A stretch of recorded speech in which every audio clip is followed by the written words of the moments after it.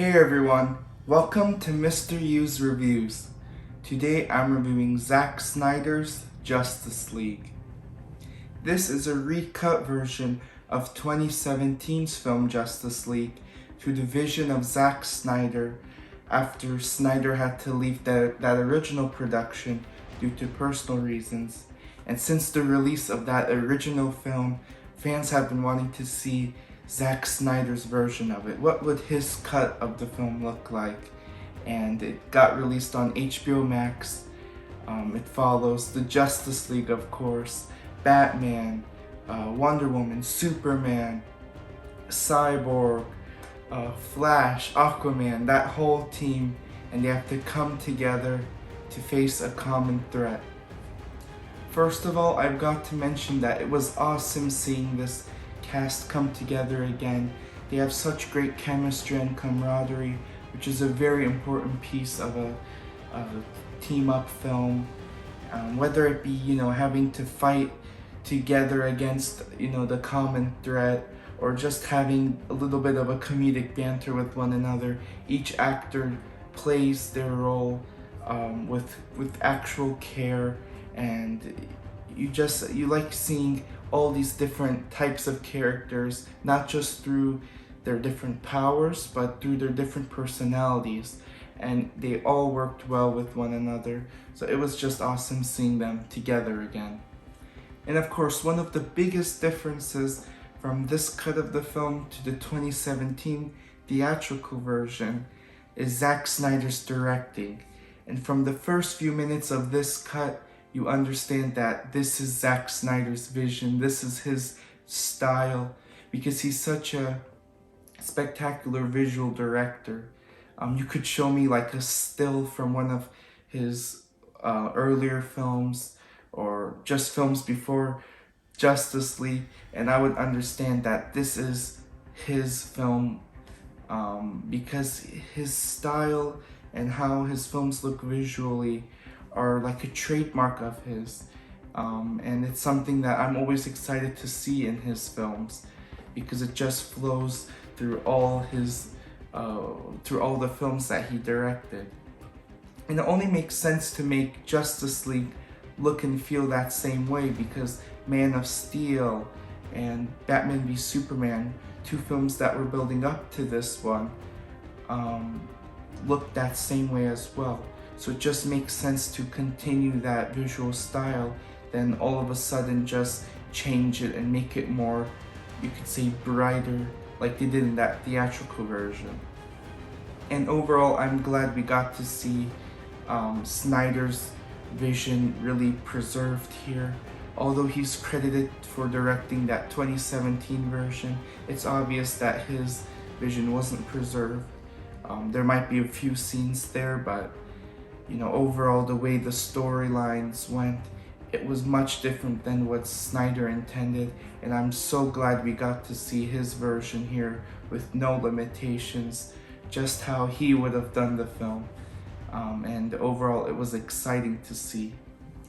But by far, the greatest improvement of this film from the 2017 version, and not just looking at it from an improvement standpoint, but just a highlight of this film in general, was its characters and story.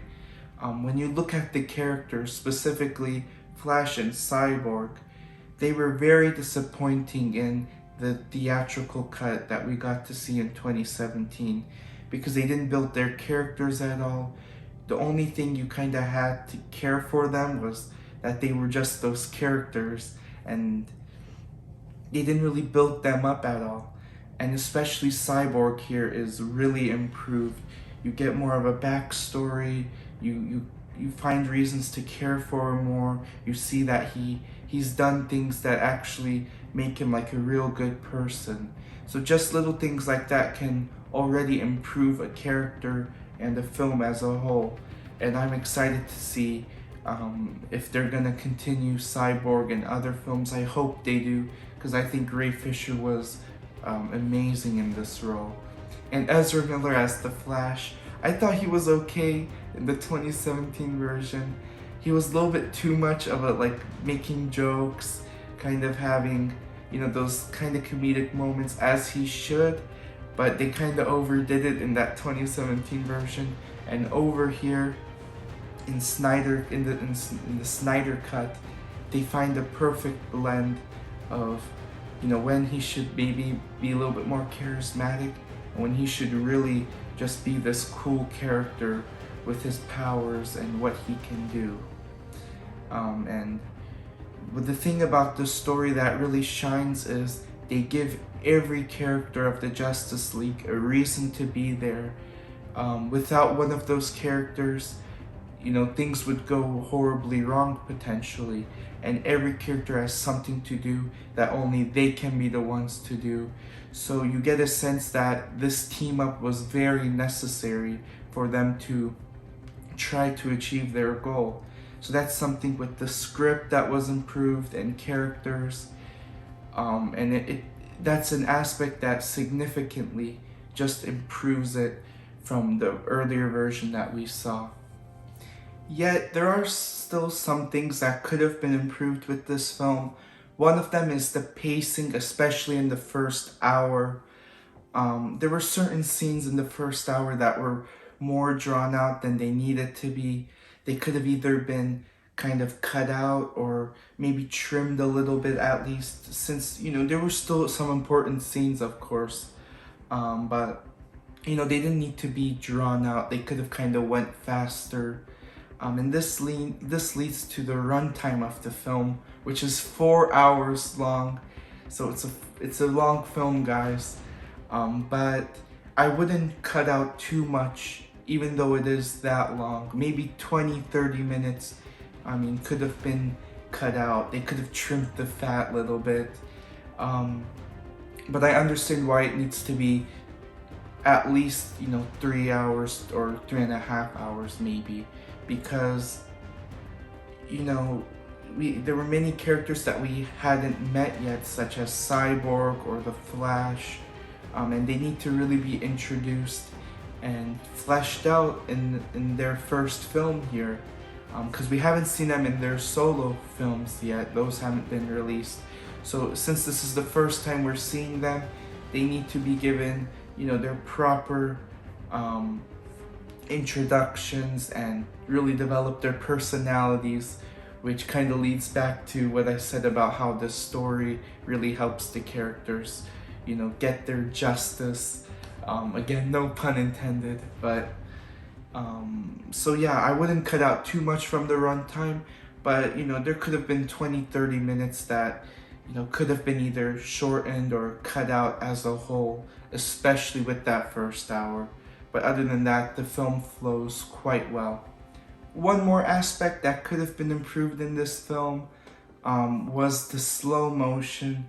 Zack Snyder loves to implement slow motion in his films. If you've seen the movie 300, that was directed by Zack Snyder, and the slow motion imagery and how then it moves kind of faster all of a sudden, that's like iconic with that film.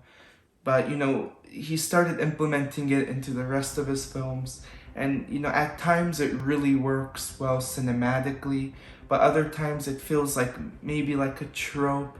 There were certain scenes that were unnecessary, where it was unnecessary to use slow motion.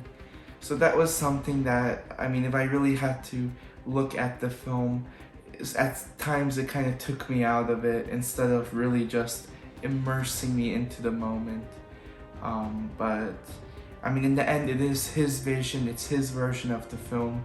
So if he really wants to implement slow motion during certain scenes, go ahead. But at times it didn't work as much as I feel like it could, while at other times it really worked cinematically. So it's kind of like meh in the end with the slow motion.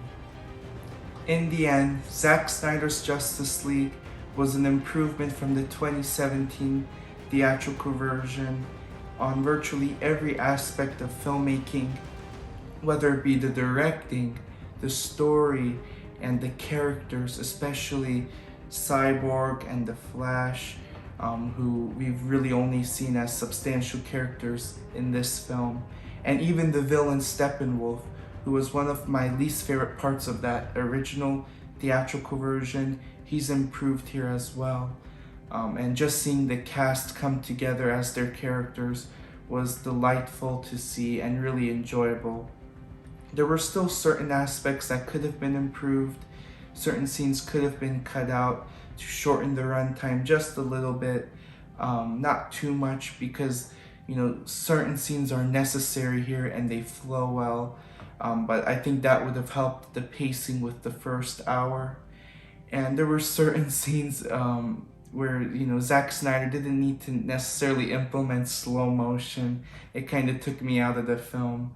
But other than that, I thought this really improved from what we got in 2017. And I give Zack Snyder's Justice League a B. Thanks for watching, and as always, don't forget your popcorn. Until next time, from Mr. U to you, stay tuned.